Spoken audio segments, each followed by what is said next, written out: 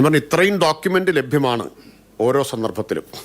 അപ്പോഴൊന്നും ഇവർക്കാർക്കും സംശയങ്ങളോ ചോദ്യങ്ങളോ ഒന്നും ഉണ്ടായിരുന്നില്ല. ഉണ്ടായിരുന്നെങ്കിൽ നമുക്കതും അഡ്രസ്സ് ചെയ്യാമായിരുന്നു. ഇതാ എക്കണോമിക് റിവ്യൂവിൽ ഈ പറഞ്ഞ കാര്യം ചൂണ്ടിക്കാണിച്ചിട്ടുണ്ട്. അതിദാരിദ്ര്യ നിർണയ പ്രക്രിയയിൽ ഞങ്ങൾക്ക് ഇന്ന അഭിപ്രായമുണ്ട്, അല്ലെങ്കിൽ ഇന്ന വിമർശനമുണ്ട്, ഇന്ന കൺസേൺ ഉണ്ട്. നമുക്ക് ആ സമയത്ത് അഡ്രസ്സ് ചെയ്യാൻ ഒരു പ്രശ്നം ഉണ്ടായിരുന്നില്ല. അപ്പോൾ ഈ ഘട്ടത്തിൽ ഇതൊന്നും ചൂണ്ടിക്കാണിച്ചിട്ടില്ല.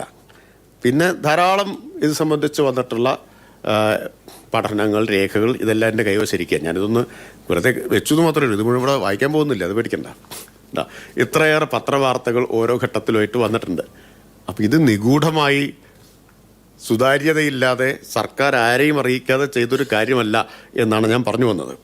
ചുരുക്കി പറയാൻ ഒരുപാട് കാര്യങ്ങളുണ്ട്. ഒരു ചോദ്യം ഇതാണ്: 1,18,309 കുടുംബങ്ങൾ എങ്ങനെ 64,006 ചുരുങ്ങി? അതൊരു പ്രഹേളികയല്ലേ എന്നാണ്.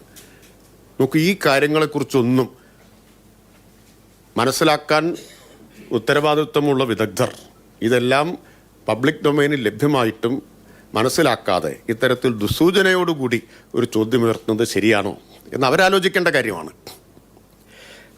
അത് അവരാണ് ആലോചിക്കേണ്ടത്. ഇപ്പോൾ പ്രഹേളിക ഞാൻ ഇവിടെ വിശദീകരിച്ചല്ലോ, എങ്ങനെയാണ് 1,18,309 64,006 കുടുംബങ്ങളായിട്ട് എത്തിയതെന്ന്. ഈ പ്രക്രിയയൊക്കെ കടന്നിട്ടാണല്ലോ എത്തിയത്. ആരാ നേതൃത്വം കൊടുത്തതിനൊക്കെ? തദ്ദേശ സ്ഥാപനങ്ങളാണ്. തദ്ദേശ സ്ഥാപനങ്ങളിലെ ജനപ്രതിനിധികൾ, കുടുംബശ്രീ, പിന്നെ തദ്ദേശ സ്ഥാപന തലത്തിൽ കമ്മിറ്റി രൂപീകരിച്ചിട്ടുണ്ട് കേട്ടോ ഇതിന് മേൽനോട്ടം വഹിക്കാൻ. ആ കമ്മിറ്റിയിൽ ആരെല്ലാം ഉണ്ടെന്നറിയാമോ? ആ കമ്മിറ്റിയിൽ അത് മനസ്സിലാക്കണം: മേയർ, മുനിസിപ്പൽ ചെയർപേഴ്സൺ അല്ലെങ്കിൽ പഞ്ചായത്ത് പ്രസിഡന്റ്, സ്റ്റാൻഡിംഗ് കമ്മിറ്റി ചെയർപേഴ്സൺമാർ, കുടുംബശ്രീ CDS ചെയർപേഴ്സൺ, തദ്ദേശ സ്ഥാപന ഭരണസമിതിയിൽ പ്രാതിനിധ്യമുള്ള രാഷ്ട്രീയ പാർട്ടിയുടെ പ്രതിനിധികൾ. നോക്ക്, ഇതിനേക്കാൾ വിപുലമായിട്ട് എങ്ങനെയാണ് കമ്മിറ്റി ഉണ്ടാക്കുന്നത്? തദ്ദേശ സ്ഥാപന ഭരണസമിതിയിൽ പ്രാതിനിധ്യമുള്ള രാഷ്ട്രീയ പാർട്ടിയുടെ പ്രതിനിധികൾ, ദാരിദ്ര്യ നിർമ്മാർജ്ജന രംഗത്ത് പ്രവർത്തിക്കുന്ന സന്നദ്ധ സംഘടനകളുടെ പ്രതിനിധികൾ, വ്യാപാരി വ്യവസായ സംഘടനാ പ്രതിനിധി, റെസിഡൻസ് അസോസിയേഷൻ പ്രതിനിധി എന്നിവരടങ്ങുന്ന സമിതി ആണ് ഇതിന് മേൽനോട്ടം വഹിക്കേണ്ടത്. തീർന്നില്ല, വാർഡ് തല സമിതികളുണ്ട്. ആ വാർഡ് തല സമിതിയിൽ ആരൊക്കെയാണെന്നും കൂടി അറിയണം. കൗൺസിലറുടെ അധ്യക്ഷതയിൽ ആശാപ്രവർത്തകർ, കുടുംബശ്രീ ADSന്റെ പ്രതിനിധി, തൊഴിലുറപ്പിൻ്റെ മേറ്റ്, കുടുംബശ്രീ അയൽക്കൂട്ടത്തിൻ്റെ പ്രതിനിധി, അംഗൻവാടി ടീച്ചർമാർ, SC/ST പ്രൊമോട്ടർമാർ, കോവിഡ് വാർഡ് തല സമിതി RRT പ്രതിനിധികൾ, അന്ന് കോവിഡിൻ്റെ കൂടി കാലമാണ്, സന്നദ്ധ സംഘടനാ പ്രവർത്തകർ, പാലിയേറ്റീവ് കെയർ പ്രവർത്തന വോളണ്ടിയർമാർ, ആശ്രയ ബഡ്സ് ജീവകാരുണ്യ പ്രവർത്തനത്തിൽ സജീവമായിട്ടുള്ളവർ, റെസിഡൻസ് അസോസിയേഷൻ പ്രതിനിധി, VEO, ഗ്രാമസഭാ കോർഡിനേറ്റർ, BLO.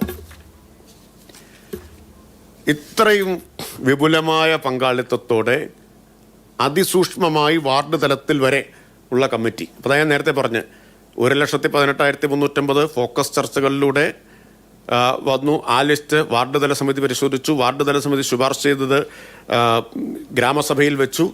അങ്ങനെ വന്നതാണ്. ഇത്രയും അരിപ്പകളിലൂടെയാണ് ഇത് വന്നിട്ടുള്ളത്. പക്ഷേ ഈ വിദഗ്ധരെഴുതിയ കത്ത് കണ്ടാൽ തോന്നുക ഒരു പഠനവുമില്ലാതെ, ഒരു വിവരവും ശേഖരിക്കാതെ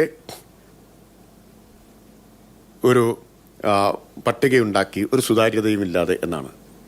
അതല്ലേ പ്രഹേളിക എന്നൊക്കെയുള്ള വാക്ക് ഉപയോഗിക്കുമ്പോൾ മനസ്സിലാക്കേണ്ടത്.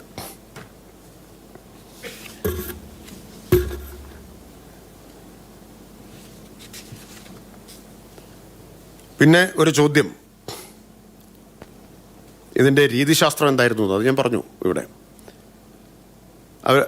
ഈ കാര്യങ്ങളെക്കുറിച്ചെല്ലാം അവരെത്രമാത്രം അജ്ഞരാണ് എന്നതിൻ്റെ ഒരു തെളിവ് ഒരു ചോദ്യത്തിലുണ്ട്. തദ്ദേശ വകുപ്പ് പഞ്ചായത്തുകളിൽ, മുനിസിപ്പാലിറ്റികളിൽ നിന്ന് ലിസ്റ്റ് ഓഫ് റെക്കമെൻഡേഷൻ സ്വീകരിക്കുക മാത്രമാണോ ചെയ്തത്? ഈ നാട്ടിൽ ഇത്രയും കാര്യങ്ങൾ നടന്നിട്ട് ഇതിൻ്റെ എല്ലാം രേഖ ലഭ്യമായിട്ട് അവർ ചോദിക്കുന്നത് നമ്മളെ അക്ഷരാർത്ഥത്തിൽ ഞെട്ടിക്കുന്നതാണ്. List of recommendation. ഈ ചോദ്യത്തിൻ്റെ അർത്ഥം എന്താണെന്ന് വെച്ചാൽ ഓരോ പഞ്ചായത്തു നിന്നൊരു ലിസ്റ്റ് പേരെഴുതി തന്നു, അവരെയാണോ നിങ്ങൾ പരിഗണിച്ചത് എന്നല്ലേ ഈ ചോദ്യത്തിൻ്റെ അർത്ഥം. ഇതൊക്കെ അവരറിയാതെ പോയത് സർക്കാരിൻ്റെ ഉത്തരവാദിത്തമല്ല.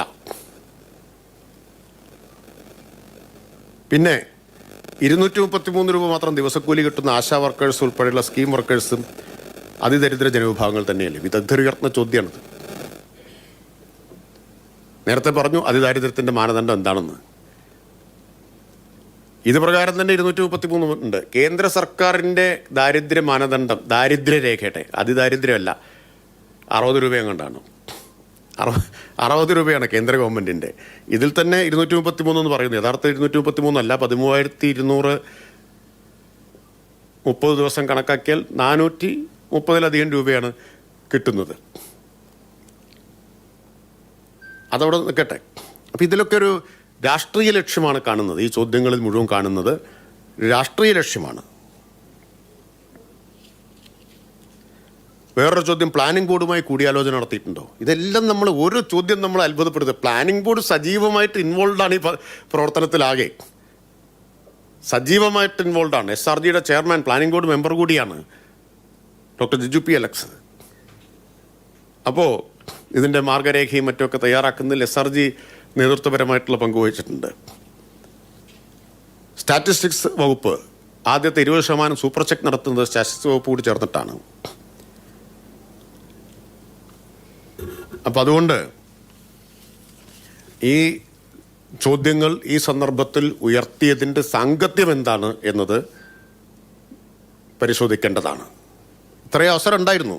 സതുദ്ദേശത്തോടു കൂടിയാണെങ്കിൽ ഈ 4 വർഷത്തിനിടയിൽ ഈ ചോദ്യങ്ങൾ ഉയർത്താമായിരുന്നു, അഭിപ്രായങ്ങൾ മുന്നോട്ട് വയ്ക്കാമായിരുന്നു, വിമർശനങ്ങളുമാകാമായിരുന്നു. അത് പരിഗണിക്കാനും ഒരു തടസ്സവും ഉണ്ടായിരുന്നില്ല. ഇപ്പോൾ ഒരു സുപ്രഭാതത്തിൽ എഴുന്നേറ്റ് ഇത്തരം ചോദ്യങ്ങൾ ഉയർത്തുകയാണ്.